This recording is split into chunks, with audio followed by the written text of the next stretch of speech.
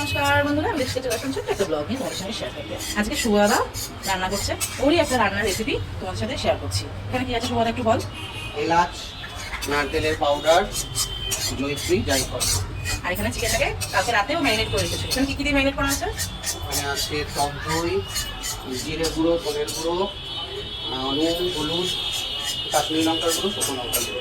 আচ্ছা, ও বলি ও কিন্তু খুব ভালো রান্না করে, ঠিক আছে? তোমাদের যদি কারণ জানতে ইচ্ছা করে অবশ্যই কমেন্টস করো। এবং ওর একটা ছোট্ট বিজনেস আছে। এই যে কড়াইতে গরম তেল দিয়ে দিয়েছে, সরষে তেল তো দিয়ে এবার এখন কাটছে পেঁয়াজ। আর গরম না? তেল গরম করতে দিয়েছে কড়াইতে, এখন এই যে পেঁয়াজ ছেড়েছে। পেঁয়াজের বেরেস্তা হবে। পেঁয়াজের বেরেস্তা করবে এটাকে। এই যে দেখো, যেটা ভেজেছিল নারকেলের গুঁড়ো দিয়ে এরা জয়িত্রী জায়ফল, সেটাকে ভেজে মিক্সিতে গুঁড়ো করে দিল। আর এই যে দেখো, এদিকে পেঁয়াজ ভাজা হচ্ছে বেরেস্তার জন্য। এই যে আমাদের রাঁধুনি রান্না করেই যাচ্ছে। এই যে বেরেস্তা তুলছে, বেরেস্তা ভাজা কমপ্লিট। বরাবরই একটু ভালো রান্না করে কিন্তু বন্ধুরা।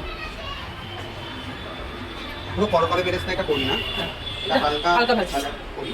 আমি এটাকে এবার বেটে নেবো না, সেই জন্য। ও বেরেস্তাটাকে আবার বাটবি, বেটে তারপরে এবার এই তেলের মধ্যেই মাংস যে ম্যারিনেট করে রেখেছিলাম সেটা দিয়ে দিচ্ছি।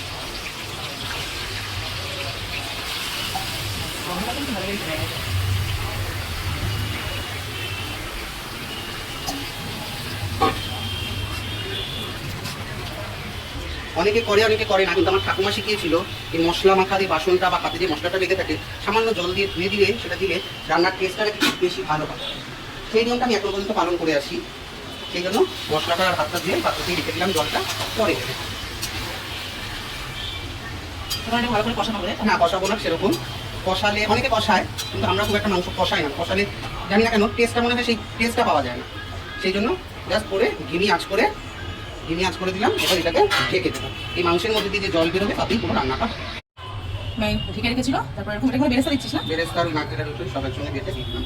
আচ্ছা, এটা পেস্ট করে রেখেছিল ওটা, আর এই বেরেস্তাটা পেস্ট করে চিকেনের মধ্যে দিয়ে দিচ্ছি।